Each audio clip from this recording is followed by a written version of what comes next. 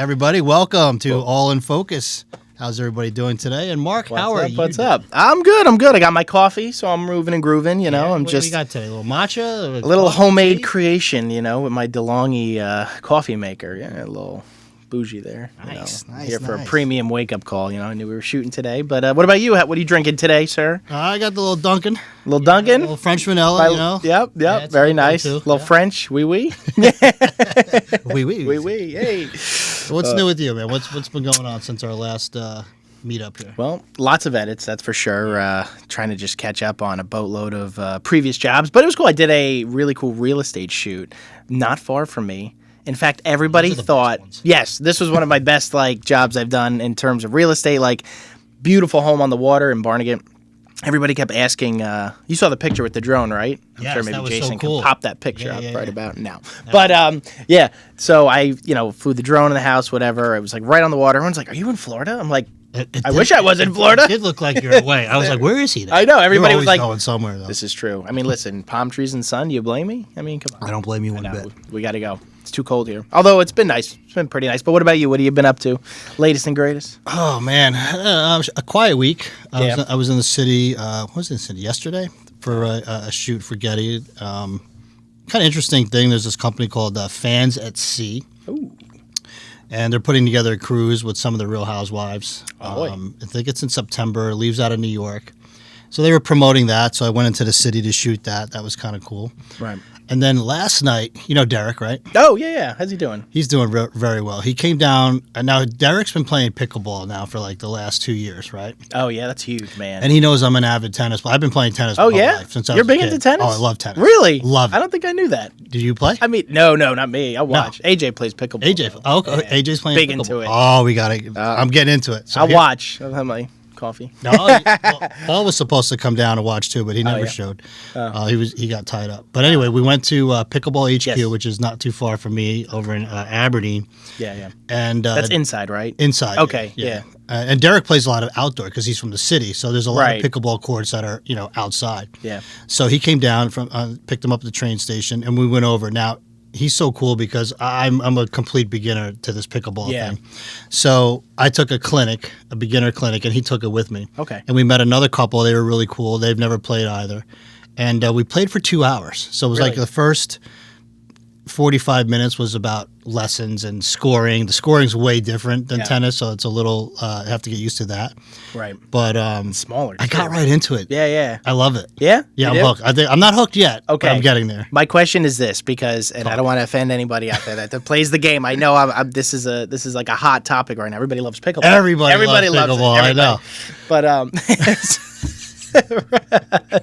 we're not gonna, I know. no. So is it more like oversized ping pong or miniature tennis? That is a great question. It is a great question. It's like when you were a kid. Remember wiffle ball? Oh yeah! Wow. All right, so yeah. The actual pickle ball, I guess if you call it that, the ball is Yeah. like a wiffle ball. It's got holes in it. It looks like a Oh, wiffle ball. okay. You can rip down the third baseline and Oh, run yeah. in your neighbor's backyard, right? Come around the corner here. Kids even do that anymore. I don't know. They're on their phones all day. It's true. Or they're social, Yeah. like what we're doing here on this podcast, right? They better be watching us. creating If they're not, if you guys aren't paying attention out there, Yeah. you better be listening, watching us. All right. Anyway. So the ball does have holes in it. And it's like a wiffle ball, and the racket is kind of like a mix between you ever play racquetball? No. It's kind of like that, but it's a solid. There's no strings. It's a solid surface. It's kind of grippy. I tell you what, I could see myself already buying pickleball stuff. Yeah, it's going to get- everybody's Yeah. into it, man. I'm telling you, AJ's got this membership. They're building this thing called the Pickler. The Pickler. They got. comes up with these names. I don't know, but it used to be Bed Bath and Beyond. Now it went way beyond, and now it's called the Pickler. And you can it's kind of an interesting. It's an interesting thing because they got supposedly they're gonna have drinks in there. You can hang out, you can do work and Yeah. pickleball. I guess they're trying to make it like a one-stop shop, which is kind of neat. Well, that's how this But- place is in Aberdeen. It's all indoors, a bunch of courts. But I tell you what, the cool thing about playing these group sports and stuff, especially with golf, way back when my dad told me to get into golf. It's great for business. It's great for conversations. For sure. And to tell you what, we talked about networking in our last episode. Yes. Eventually, I'm sure, because you and I are both social butterflies in a sense. Like we can talk to anybody about anything at any time, right? For sure. And I know at some point you always ask people always, oh, what do you do for a living, or what do you guys do, like, and a lot of times when that comes up, I'm a photographer, you're a videographer. Oh, good. My daughter's sweet 16 is coming up, always, or somebody's getting married. Yeah. That's why I think it's really important. Outside of what we do. With your business and my business, is you have to have a life and you have to balance it, and the word of the day: decompression. Decompression, right? How about your knees? Decompressions, one per knee, one per knee. My poor guy over here has had so many problems with his knees. Yeah, any surgical places that want to help a friend out, let me know. A great sponsorship. Nice. What do they call those guys? What are the knee specialists? What do they call that? Orthopedic? Orthopedics. Orthopedic, help me. No, but yeah. Rehabilitation. Yeah, something. I don't know. Patch me up there, Doc. Yeah. So that's what I did. And, I enjoyed it. I did something like I've never done before, which is cool. And he's been talking about it, for so long. And it was fun. But I can see me getting into it. And I guarantee you, at some point down the line, clients will come from that. Oh, yeah. Because, absolutely. Because you can find clients, like, you just kind of pick them up as you go. I was editing at, yesterday in LBI at How You Brewing. It's a really good coffee place. Yeah. And, and it was funny. News 12 was out filming for something right outside. It was, okay, whatever. So, we got to chatting with the guy next to me. He's like, who are those guys and whatever.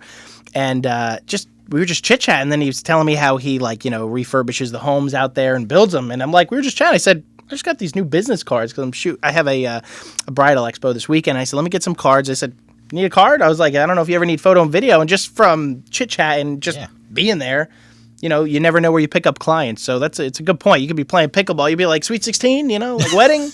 But I just dropped my business cards on the floor. Drop the ball and then a few cards. You do photography? Oh, yeah. My daughter's, getting married next year or whatever the case may be. You really just... You just never know. Yeah, it's true. But real quick, you asked me like what I did. So I went to the gym this morning, right? And I think did I tell you like I started incorporating sauna into my fitness routine? Fantastic, right? Let me tell you something about the sauna. Mm-hmm. I mean, especially for us, we're always editing. We're always looking at computers and our phones and decompression. Right, we're up late at night getting these photos out and whatever. But the sauna is just so relaxing, right? After you work out, you just get in there and relax. Until this morning. Oh wow! Hold on, it's like I don't know 101 basics, right? Like there's this guy talking, and I don't know his name, but he's in the sauna. He's taking a phone call. What time is this now? This is like 8 a.m. There should be a rule. Right? Silence. Yeah, it's like Anyway, he starts talking about how his son got hit with hockey, and there was a whole school thing going on, and all that stuff. And I'm like, look, I understand you got to take the phone call. Yeah. You can take the phone call outside the sauna. Yeah, really. I'm trying to like what you say, decompress and relax. Yeah, relax. You have some guys in there that right after the gym they'll go and meditate in the sauna, and they're like, feet crossed, earbuds, deep breaths. Are they even alive? Like is that a mannequin? Right? Yeah, I don't know. And here you are just trying to relax. And you got this guy, he's not talking low. He's like, you're talking about this, But anyway, I wanted to just talk about that for a second because you're trying to like I get into a quiet space. Yeah, no, 100%, which is the complete opposite. I mean, I've seen these hockey parents up close and personal. I've done some jobs with Joe, say Cheese, and he does a lot of those hockey photos and action shots. And man, those parents get really into it. I have seen parents like argue with coaches. I've seen these people start like screaming and yelling. And I'm just like, oh, wow, they're really into this. I mean, listen, it's cool. Yeah. But man, these parents are like, eat, sleep, breathe hockey for their kids. I have one. My older sister Lisa's a hockey mom. She's been forever. Yeah. I mean, all my nieces and nephews played hockey in semi-pro level, and they're tough. Yeah, I can only imagine the pitch and the tone on that, just that conversation. It's like geared around hockey, forget it, man. He's not in a good mood. He ain't a happy camper. It's not sauna material. So interestingly enough, when we were talking last week about we're all the brides, right? We're talking about that. Yeah. I was watching a couple YouTube tutorials and some other podcasts. Yeah. And we're not the only ones in this area of wedding photography, especially that are wondering like where are the brides, where are they booking, how are they booking, what's going on? Yeah. Because it seems like there are a lot of professionals out there, both in the photo and video end. Yeah. That are like not where they were a couple years ago, or even just last year for that matter. Yeah, it's saturated field now, and just content creation really kind of moved into the plate. You know what I mean? The plate can only hold so much, right? So it's just a lot of different players out there now, and a lot of different, routes to get to what you want for your big day.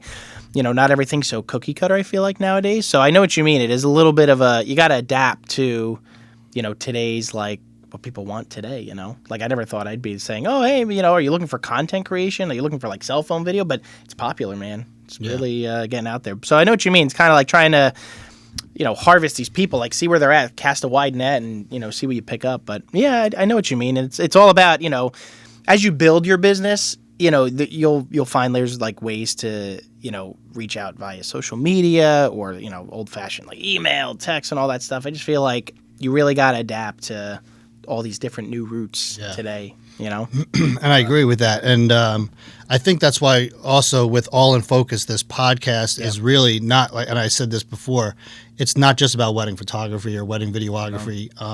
There's so much more to being a photographer and a videographer, and there's so many different paths that you can go down. Yeah. And I think finding, a few of those different paths, especially today, so if wedding photography is slow, then maybe you do real estate. Exactly. Right? Or precisely, if, real estate is kind of like in that weird space right now. Is it booming? Is it coming back? We don't really know. But if you're a headshot portrait photographer, there's plenty of that out there too, because everyone's always trying to update their LinkedIn or a corporate, a corporation's reaching out looking for updated headshots.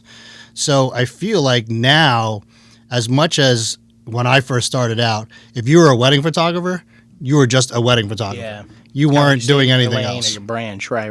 Right. I never wanted to be just a wedding photographer. Yeah, I agree. Yeah. For me. And that doesn't mean that everybody, can have or should want to, you guys can do whatever the heck you want to do. But in my path was, I'm a photographer, I have a camera. Yeah. I don't want to just shoot weddings. Right.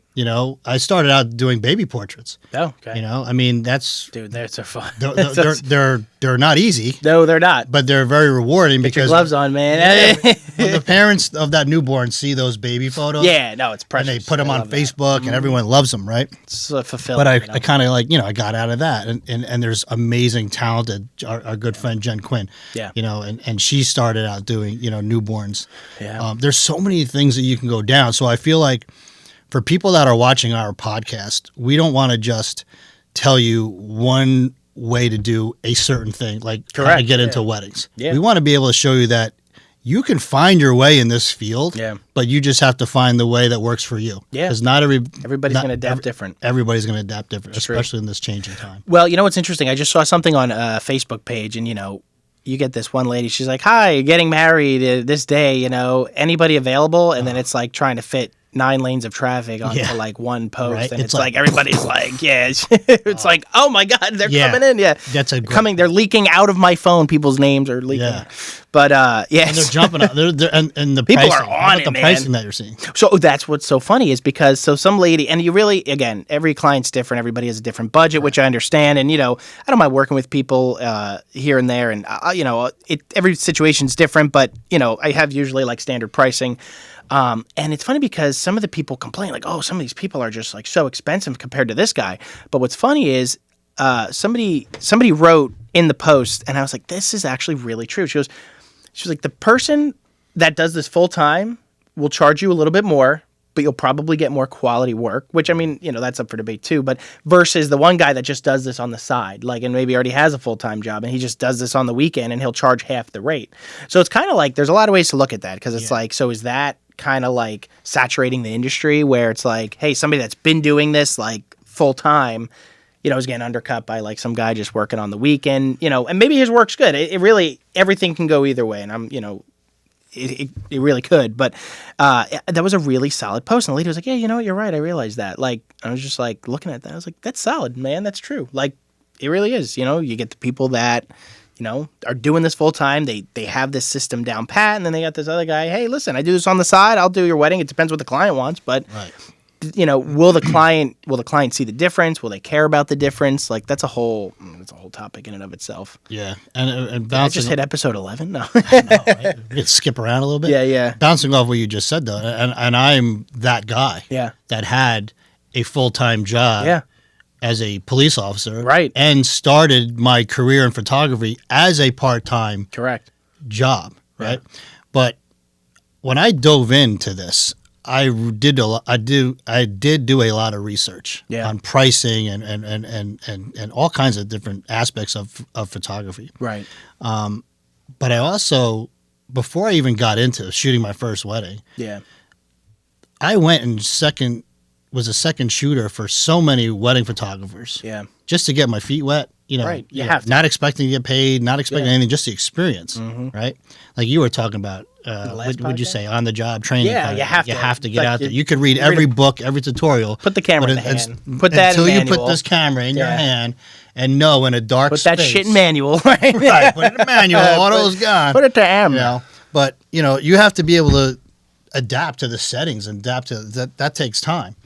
But I also think that a person that wants to get into this field can also be a full-time mom or be a full-time dad or do whatever and have have this job and still do something on the weekends that he enjoys. Because let's face it, taking pictures and making our videos and stuff is a lot of fun. Oh yeah. Totally. If it's not fun first, then why are we even doing it? Correct. That's our motto, man. Yeah. And we say that all the time. Yeah. When we show up at weddings, it might be rainy, it might be snowy, it might be 95 and humid. You know what I'm thinking, right? What do you think? the wedding we shot last summer. Who was that? The blonde. Oh, what was her name? I forget. The Homedale, the house. Oh, It was the house. The beautiful, Maria and Bobby. Marie and Yeah. Bobby. Fantastic couple, man. Amazing couple. Amazing couple. Amazing house. Amazing tropical storm. I think it was on a scale of 1 to 10. It was like a 1,000. The storm that came through, and they literally Yeah. built the entire wedding floor over their pool. Mm-hmm. Right. Yeah. And had it catered, and it looked amazing. Yes. Until the tsunami came in. Sideways rain. Where's the guy from Family Guy? Right, Can we right. say that? It's raining say whatever you sideways. want. Yeah, It's it's a raining podcast. sideways. It really was raining. it was The raining rain was able to sideways. get under the tent and hit this beautiful seafood display. I mean, you know me, I'm a foodie. I'm like Yeah. this beautiful crab legs and lobster tails, and the rain's hitting it and stuff. And I'm just like, oh my God, like this is like. It was so perfect, but then it was like the perfect storm. Yeah, it was the perfect storm, and for them, listen. When you decide to have your wedding at your home, and you're gonna change the way your backyard looks and have it catered, Transformed, man. completely transformed. But you are taking that risk of weather, and although they had it tented, that did not stop the rain. Do you remember the poor guys squeegeeing right? Yes, before every Maria would every come down 5 minutes. the aisle? Yes, yeah. Yeah, and we was were like- like slipping and sliding. Yeah, we're going. We were. It was like Michael Jackson. We were all over the place. But it was like, what's that sport where they're like sitting there? Oh yeah, you know, I forget it. Oh my god, squeegee on ice. No, I don't know. I know it's coming. You know what the I ball- know exactly. Yeah. Yeah, on the ice and Yeah, you guys know what we're not talking culling about. or anything. I I forget the don't name know. of It's, it. like- Culling is it's in when we do Olympics, I photos. think. They do that in the Olympics. But they were squeegeeing like the shit out of everything, man. They were like, it was a mess. But her spirit, and I mean, her husband worked tirelessly to like keep it so perfect for her. Like I was like, dude, you don't even have to get like, I know you love her, based off the fact that you're like your rain jacket sideways and you're like and this guy's just out there building like tents on tents, and It was. it was crazy. But overall, man, But we still went to that wedding, did a good time. knowing ahead of time what the weather was going to be like later on, right before the ceremony. It actually really hit bad. But we still did it. Yeah. We still had a lot of fun We doing had it. great spirit. We brought that energy back to the thing. And then at the end of the night, they didn't care. Like they knew. Remember when the giant ice sculpture just collapsed just because it just finally, they had heaters, for the floor to dry the floor. So the squeegee Olympic team would come in and, I think I got a gold for that one. they're like, yeah, you get a piece of wedding cake. Thank you. But so then all of a sudden, it's just like everybody, we all like, It was at the end of the night, it was just, I know, we all like stopped and It looked. was right before dessert, right? I think we cut the cake. We cut the cake, and all of a sudden, we all pictures just of hear that. like this boom right on the floor. Bride and groom look at each other, they like laugh. I They're think like, we're like, "It's all right, time at to the go." end of the night, we just knew what the day was, Yeah, and yeah. it is what it was. It was what it was. It was what it was. It was what it was. Listen, it was a great day They had a considering the awful weather, but as photographers, videographers, and the caterers, we all had to and the come together, performers. and the performers, we all had to come together that day and just make it work for them. Yeah. They put a lot of effort into that wedding. Yeah. Unfortunately, you cannot, No. take Mother Nature for granted, and we Right. tell clients that all the time. Especially when they talk about, hey, you're going to be able to fly the drone at the wedding. Yeah, we might be able to, but if it's 50-mile-an-hour winds, it's just not going to happen. Or if it's raining, that's just not going to happen. Yeah. So those are things you got to consider. But yeah, so I think I want to kind of like lead our journey into this, All in Focus podcast. Yeah. Is to go back to the beginning a little bit, because you really do have to start somewhere. Like I noticed that, you got your camera with you today, and Yes. I got my What do you Sony A7C II with a 24-70 on it. Ooh. And you're in like what? As a videographer, like Yeah. I call Mark hybrid all the time because he is a great still photographer and videographer, and I sincerely mean I that. appreciate that. But if somebody was just looking to get into videography, whether it's to photograph, to videotape, a wedding or to an event like we've done, Yeah. those corporate events in Manhattan, Yeah. what would you suggest to somebody to start out with? Like, what is like the minimal requirements that you need? Because I don't know as much as you do about video. I guess it really depends on how your style of shooting is. Like I know a lot of people go with the prime lenses to get that cinematic look. I'm a little different. I actually love my zoom lenses because it gives me that flexibility to, like I said, whether I work with you or anybody else, I have people that I work with, they're like, you're extremely easy to work with for a videographer. And I'm like, thanks. Like, they're like, you got your shot? I'm like, yeah, I got everything I need. They're like, oh, wow. Usually got to like redo things a couple times or whatever. And with the zoom lens, it kind of gives you that flexibility. I have my Tamron, if you're listening, Tamron, my 35-150. That's the 2-2.8. I love that lens. That lens is everything. I use that on all my corporate events. We use that for Tao when it was pitch black. You know what I'm saying? And it worked. That's a workhorse, that lens. It is, because you can like just get so tight in these crowds of like, if I'm shooting a wedding, this is my reception lens, even though it's a little bit heavy. But and I freehand myself. I know people use gimbals and all that good stuff, and we could get all into tech and equipment another time. But I like to freehand that stuff, and luckily the in-body stabilization is like come a long way. Plus in post-production you can too. But if somebody's just looking to dive into this, do they need the gimbals and all that just to get going, or is the image stabilization good enough in camera or in the lens itself? I think it is if you're enough of a professional. So maybe start with a gimbal just to kind of get a feel for it. I've been doing this long enough to know like what I'm comfortable with, and like I know that okay, maybe if I was a little shaky here, I know where I can fix that. Where maybe somebody that's a little more newer might not. So maybe like stick with a gimbal. You can get there's like watered down cameras for Sony. You don't have to start out with the A7 IV or the A7, whatever. You can get like a, starter camera. Usually they come with those kit lenses. I feel like people need to like, learn the sciences of too with all that stuff, because when everyone's like, oh, here's what I'm shooting with. And then eventually they're like, once they're shooting and realizing, wow, I hit a ceiling. This lens can only reach this max, right? Like, I only do so much with it. Then they're like, oh, maybe I do want to like look into like a solid, aperture or something. So it doesn't have to vary when I zoom in and out, or, hit that 2.8. It's like, oh, this is like, better in low light. And I would recommend Sony for video. Sony. Okay, so that's a good thing. Like, For low Canon has mirrorless, but I started out with Canon. In your opinion, you just Sony. geared towards Sony. Yeah, I loved Canon. I loved all my Canon cameras I had throughout, the years. I started out with a T3. Was it T3? Canon Rebel T3? Canon Rebel Oh, yeah. T3. Those were the kit lenses when in high school when we would like film and stuff. Actually, it might have been T2i, but I thought I was cool with a T3. But then you realize you're like, oh man, like I've hit my ceiling, so now you upgrade to the 70D. I'm like, oh, touch screen and everything. Screen pops out, and then eventually when I got introduced to Sony, I went through the 70D, the 80D, the 90D, and then that's when I kind of was like flirting with two cameras. I went the Panasonic route for like 5 minutes, the Lumix. But I see a lot of video guys went that Lumix route. Yeah, and I just still thought that like Sony crushed it. It was short-lived though, wasn't it? Short-lived. He didn't last long. You rest in peace. Great camera, but like he went to a better home. It's interesting when you talked about zoom versus prime. And again, I think we could have an entire episode on just equipment, and I believe we said that in our first episode. And when we'll bring in all different kinds of lenses and what we like. But I remember when I first started out, it was like, if you don't have the 70 to 200 or the 24 to 70, Yeah. you were in trouble, right? If you didn't have those things. Yeah. But now, and then the debate against Prime versus Zoom. That's I don't think you hear too much about that. But when I was first getting into this whole thing, especially with weddings, it's like, you don't have an 85 millimeter Prime in your bag. Yeah. You don't have a 50. I know. You have Zooms. Yeah. What? And You're now pathetic. No, it's like, I'm sorry. What do you mean? I know, it's like the bride doesn't care.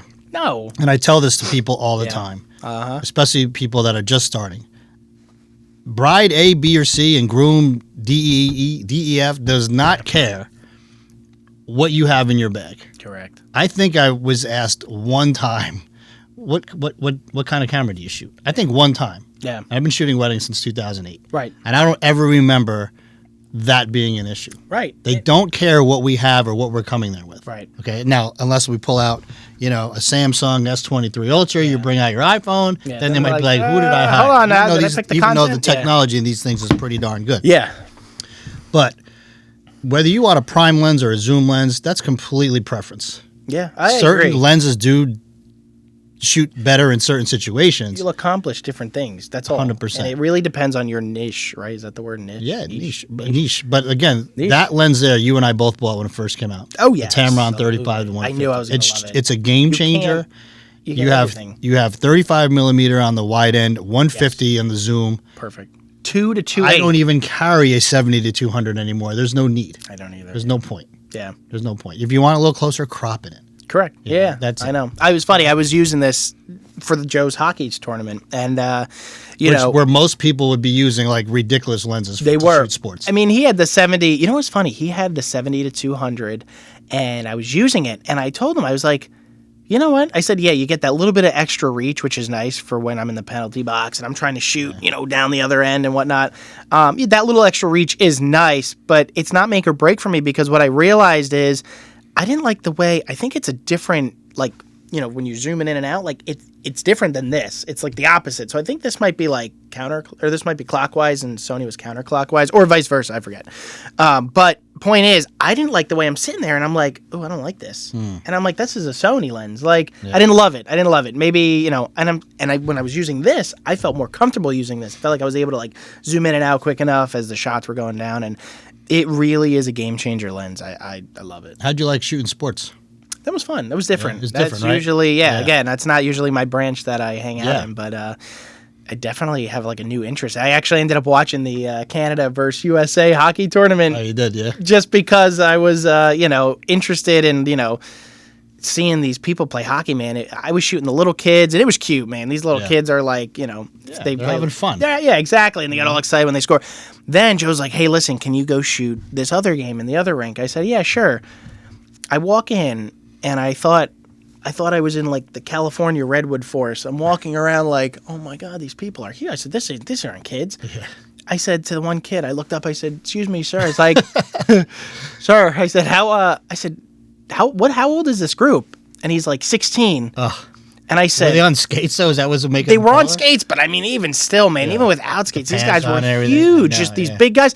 I said, I have a question. I said, do you drink the Miracle Grow from the hose, or do you just like try to dilute it, in your food or something? I said, these guys were huge, man. They were funny. They were cool. And they were like, they were beating the hell out of each other on the ice, man. They were just like, it was a much different version of hockey that I was shooting the first 3 games of, like, I went from the Rugrats to like, I don't know, like some Killzone stuff. Yeah. Man, they were nasty. It was fun though. It was fun. But it was cool, right? Overall cool. Because Yes, I loved it. I did, again, I've said this over and over and over. I didn't just start shooting weddings. Yeah. I had a hook with Monmouth University, and he was able to get me on the court to shoot some basketball games. That's tough. It's tough, but it was cool to shoot it, right? Yeah, but of course. your Why not? settings are different. Everything is different when you're shooting sports, right? Yeah. You need, the shutter speeds, the focal length, everything is game changing. At some point when they're right in front of you, you really need like a super wide, like almost 16 millimeter. Right. Yeah.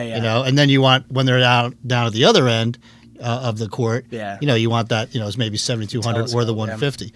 But shooting sports, I think, helps you technically, because there's a lot of moving parts. Very fast paced. right. Do you want the blurred subject, or do you want the tack sharp subject where your shutter speed has to be at that level. Yeah. Again, it's all preference, right? Unless they're telling you how to shoot. Right. But I mean, yeah, it really is. There's so many. You know what it is? There in this, I cannot stress enough. There's no right singular way to do. I agree. This. You know what I mean? Like there really is.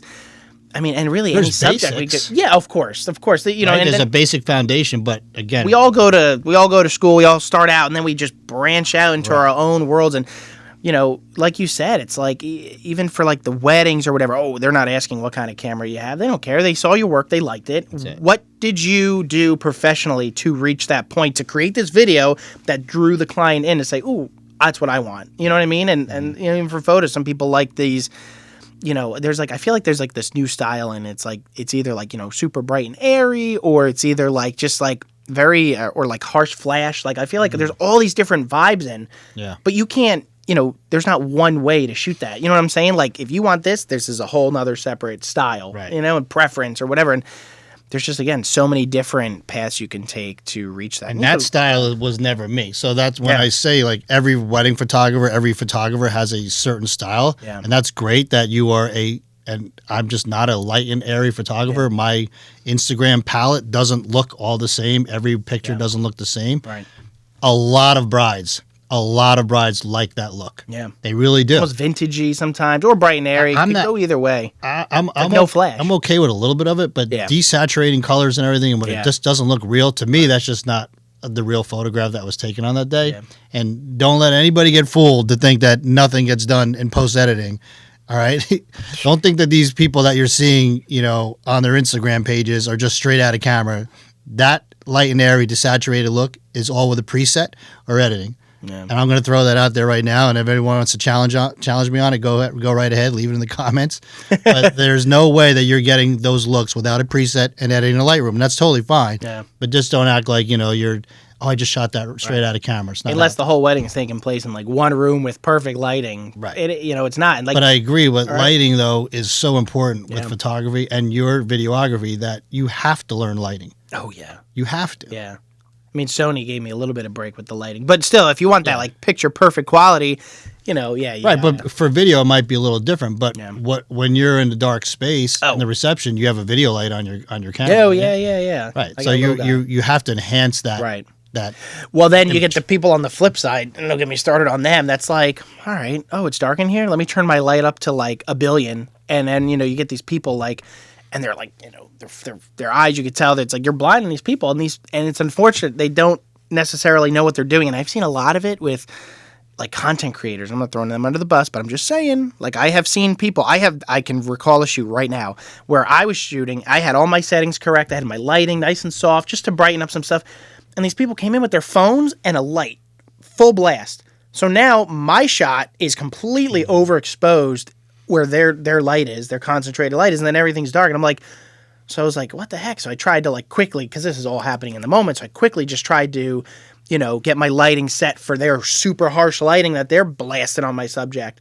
And then they'd shut it off and my picture goes dark. Yeah. And I'm like, so I talked to the people, I said, listen, I'm like, I know you guys got to shoot stuff, but you guys got to just watch your light. Like you know what I mean? Like I'm hired to shoot all this stuff out. You guys are killing me with your lights, and know? It's okay to communicate that. Yeah, of course. You're all working together for the same goal. But, sometimes maybe it's an experience, or maybe it's just because the iPhones, wasn't too good in the low light and they had to blast their light. But, you got to keep that in mind, too. Your clients don't want to, like, look like a deer in the headlights. You know what I mean? No, I'm like, you got to find that sweet spot. It is true. But... and what would you say for like for me?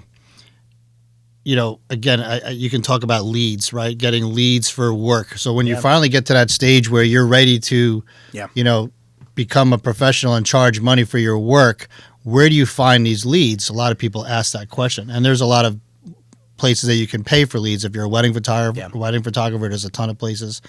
But if you're just, you're getting into this, you don't really know what you want to shoot, I know what I tell people is, look, go to local schools. Obviously, sometimes they have school photographers, but ask if you can, be a part of that. Absolutely. Don't be afraid to call people up and say, hey, look, I'm just getting into this field. I'd be happy to share some photos with you. just give me the opportunity to get on the field, give me a photo pass, whatever it might be. Precisely. Be a second shooter or third shooter and just be like, hey, listen, I understand you guys have a wheelhouse going on today, and like I'll stay off to the side. I'll be respectful of that. But like, can I just, participate that way? I can get involved and all that. And then you never know where it leads. Like, maybe you hire this person, they become a second shooter. Like maybe their work's good enough. So, you all got to start somewhere. It's just a matter of getting your feet wet, you know what I mean, and doing it. Because again, and I know we've said it before, but you can learn all this stuff on YouTube and be like, oh, that looks great. But go in the situation, then have all of a sudden the lights go dim. Whoa, I didn't expect that. Like, whoa, like you know what I mean? Like, and you have to, when you're able to adapt on the fly, like that's where you're going to learn that stuff. I mean, And a lot of people, though, sometimes they'll read or they'll watch YouTube tutorials on a stylized setup shoot at a venue that looks perfect. Yeah. The bride is perfect. The groom is perfect. There's a makeup artist there. There's hair, but it's not a real wedding.